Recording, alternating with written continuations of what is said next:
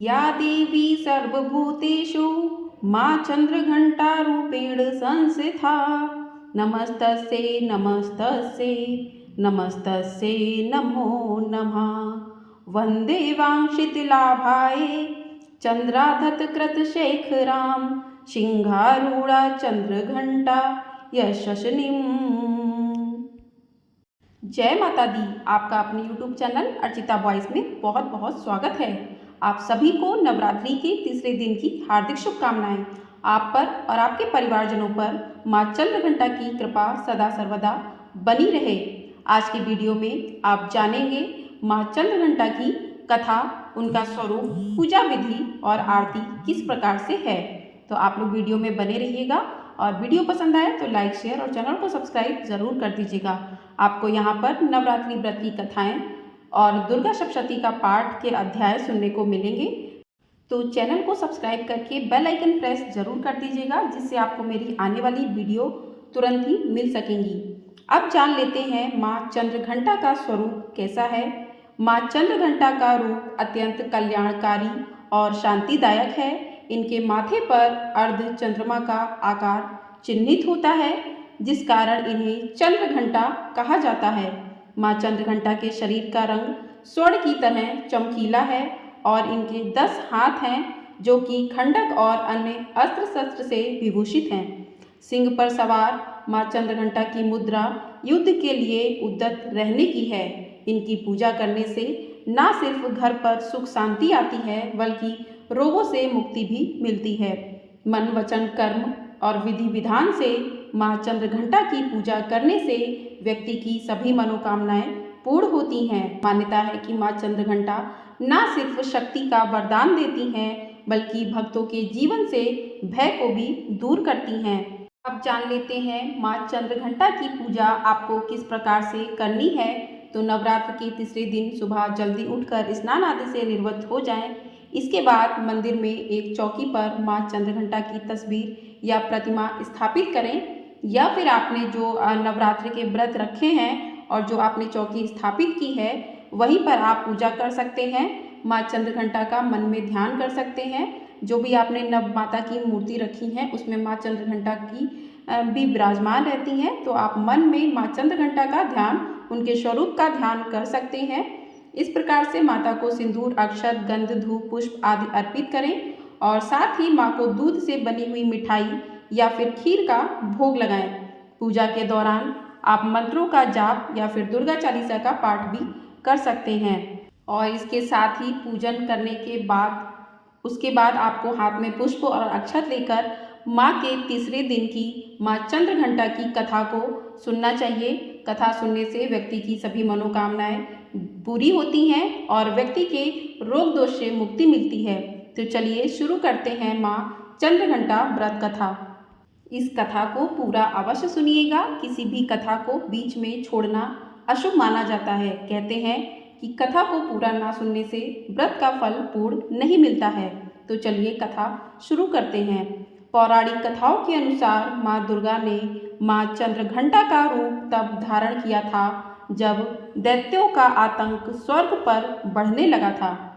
महिषासुर का आतंक और भयंकर युद्ध देवताओं से चल रहा था, क्योंकि महिषासुर देवराज इंद्र का सिंहासन प्राप्त करना चाहता था और स्वर्गलोक पर अपना आधिपत्य जमाना चाहता था। जब देवताओं को इसका पता चला तो सभी परेशान हो गए और भगवान ब्रह्मा, विष्णु और महेश के पास पहुँचे। त्रिदेवों ने देवताओं की बात सुनी और अपना क्रोध प्रकट किया। कहा जाता है इसी क्रोध से त्रिदेवों के मुख से एक ऊर्जा निकली और उसी ऊर्जा से एक देवी अवतरित हुई, जिनका नाम माँ चंद्रघंटा है। उस देवी को भगवान शंकर ने अपना त्रिशूल, विष्णु जी ने अपना चक्र, इंद्र ने अपना घंटा, सूर्य ने अपना तेज और तलवार और सिंह प्रदान किया। इसके बाद माँ चंद्रघंटा ने महिषासुर का वध कर देवताओं को और स्वर्गलोक की रक्षा की। बोलिए माँ चंद्रघंटा माँ की जय।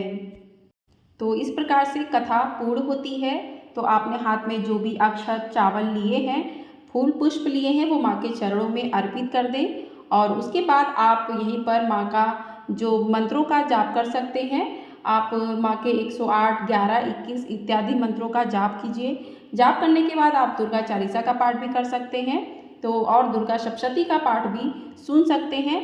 तो इस तरीके से माँ के पाठ को सुने, माँ से प्रार्थना करें कि हे माँ, आपका व्रत किया है, मेरे व्रत को पूर्ण करने में मेरी मदद कीजिए। यदि कोई भूल चूक हो गई है तो उससे क्षमा भी अवश्य करें।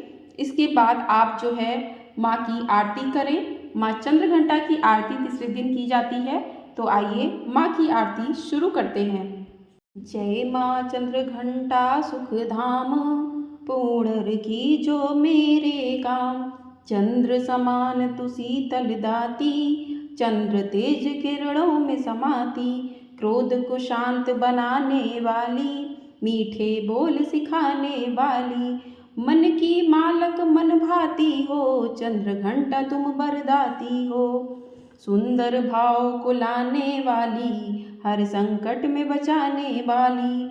हर बुधवार जो तुमको ध्यावे, श्रद्धा सहित जो विनय सुनाए। मूर्ति चंद्र आकार बनाए, सन्मुख घी की ज्योत जलाए। शीश झुका कहे मन की वाता, पूर्ण आस करो जगदाता। कांचीपुर स्थान तुम्हारा, कर्नाटिका में मान तुम्हारा।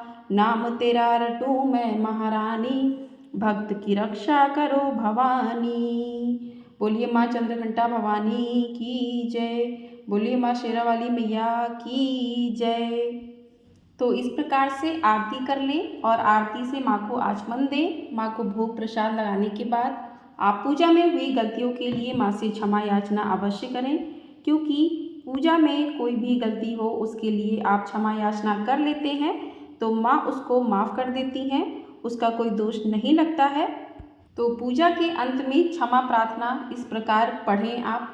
अपराध सहस्राणि क्रियन्ते हर्षनिशं मया, दासोऽयमिति मां मत्वा क्षमस्तु परमेश्वरी। आवाहनं न जनानि विसर्जनं, पूजा चैतना जानामि क्षम्यतां परमेश्वरी।